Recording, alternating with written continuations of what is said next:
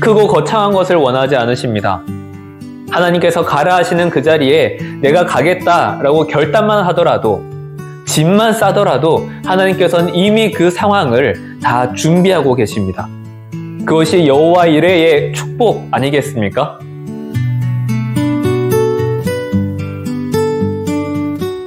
안녕하세요. 성경 우리의 이야기 박노아 목사입니다. 여러분 혹시 지금 성경책을 한번 펴서 여호수아 1장의 말씀을 한번 보시겠습니까? 아마 대부분의 성도님들이 1장에 많은 구절들의 형광펜을 칠해 두었을 겁니다. 특히 6절, 7절, 8절, 9절에는 아마 대부분의 성도님들이 칠해져 있지 않을까 싶은데요. 두려워하지 말라, 내가 너와 함께 할 것이다, 너의 길을 형통케 할 것이다, 이런 말씀들을 하나님께서는 여호수아에게 먼저 찾아오셔서 말씀해 주십니다. 왜 하나님께서는 여호수아에게 이러한 말씀을 해주셨을까요? 한번 생각해 보신 적 있으십니까? 여호수아가 먼저 구하지도 않았는데 여호수아가 이런 상황으로 하나님 저 좀 도와주세요 라고 말하지도 않았는데 왜 하나님께서는 먼저 찾아오셔서 여호수아에게 이렇게 말씀해 주셨을까요? 출애굽기, 레위기, 민수기, 신명기를 꼼꼼하게 읽어보신 분들이라면 이제 모세의 뒤를 이어 여호수아가 지도자가 되었을 때 이 여호수아가 짊어져야 할 무게가 얼마나 무거웠는지 아마 공감해 보실 수 있을 겁니다. 그런 여호수아에게 하나님께서 먼저 찾아오셔서 두려워하지 마라, 내가 너와 함께 할 것이다 라고 먼저 선포해 주십니다. 우리로 하여금 처음 겪는 상황, 그리고 반드시 이겨내고 더 성장하기를 원하시는 하나님의 마음을 이해해 본다면 이제는 우리로 하여금 왜 나에게 이러한 상황을 겪게 하시는지, 왜 나로 하여금 이러한 어려움을 겪게 하시는지 조금 하나님의 마음을 이해해 볼 수 있지 않을까 생각해 봅니다. 오늘은 여호수아의 말씀을 통하여서 우리로 하여금 더 성장하길 원하시는 하나님의 마음을 조금이나마 이해해 보길 원합니다. 그리고 이러한 상황을 겪고 계신 성도님들이 계시다면 하나님께서는 우리를 더 응원하고 계시지 우리를 어려움에 일부러 넣기를 원하시는 것이 절대 아니라는 것을 꼭 깨달으셨으면 좋겠습니다. 오늘 영상의 이야기는 여호수아 3장과 4장의 이야기입니다. 여기에 주된 내용은 이스라엘 사람들이 이제는 요단강을 건너가는 장면입니다. 실은 여러분 요단강이라고 하면 그렇게 큰 폭을 가진 강은 아닙니다. 어찌 보면 강이라고 이름 붙이기도 조금 민망할 정도의 사이즈이긴 한데요. 물론 고대 시대에는 지금보다 훨씬 컸을 수는 있지만 실제로 가서 보시면 그렇게 놀랄 만한 사이즈의 강은 아닙니다. 그럼에도 불구하고 이스라엘 사람들에게는 이제는 이 강만 건너면 가나안 땅에 들어가게 된다라는 조금 상징적인 요소도 함께 있었던 거죠.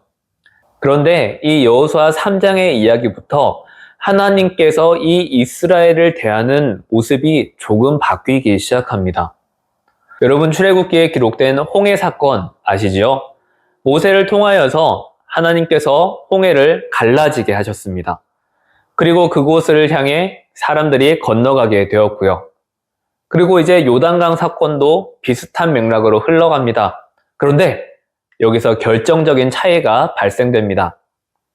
홍해에서는 모세를 통하여서 선포함으로 하나님께서 그 바다를 열어주셨더라면 이제는 제사장들이 그 요단강에 직접 발을 담금으로써 그 강을 멈춰 세우십니다.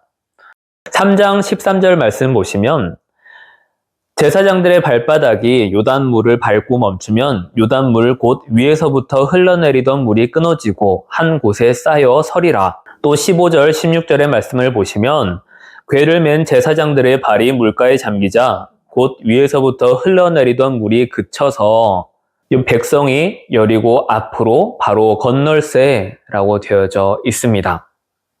여러분 이제는 이 차이 아시겠죠? 앞서 홍해에서는 하나님께서 전능하신 모습으로 바다를 갈라지게 하셨더라면 이제 요단강에서부터는 제사장들이 그 강에 발을 넣어야 비로소 그 강의 물을 세워주셨다는 겁니다. 뭐냐? 홍해에서는 하나님께서 다 해주셨고 이제 요단강부터는 사람들로 하여금 너희가 한번 해봐라 라는 실천의 영역으로 넘어온 겁니다.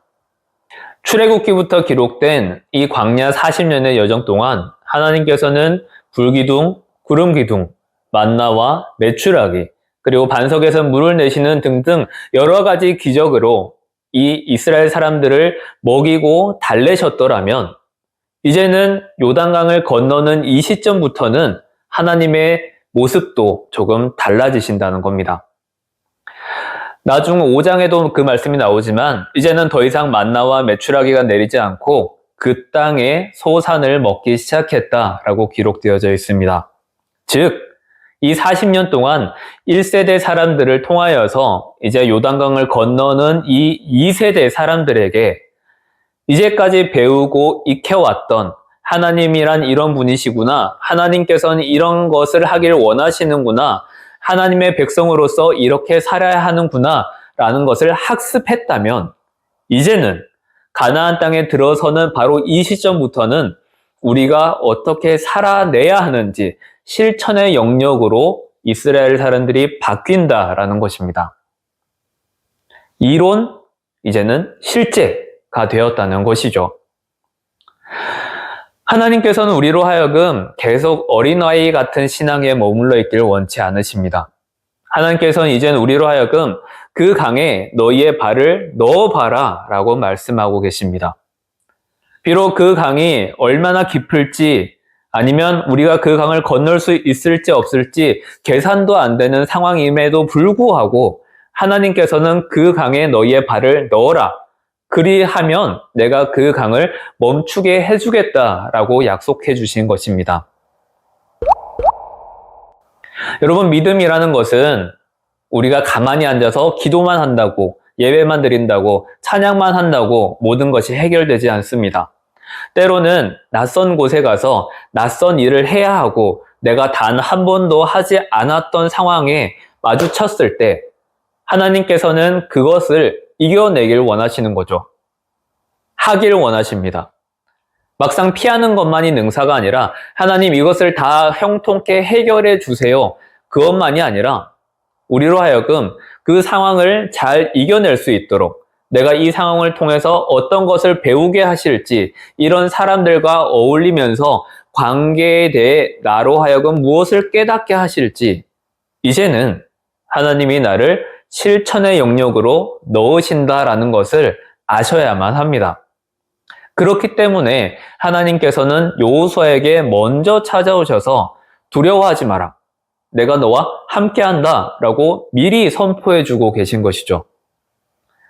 여러분, 믿음의 결단이라는 것은 우리로 하여금 평탄한 길만 걷게 하지 않습니다. 정말로 낮은 곳에 처해질 때가 있고 내가 가진 것들을 기꺼이 내어드려야 할 때도 있습니다. 그리고 나의 시간과 나의 모습들을 하나님께서 원하시는 어떠한 형태로 바꾸어야 될 때도 있습니다. 그런데 하나님께서는 그렇게 하기를 원하십니다. 왜요?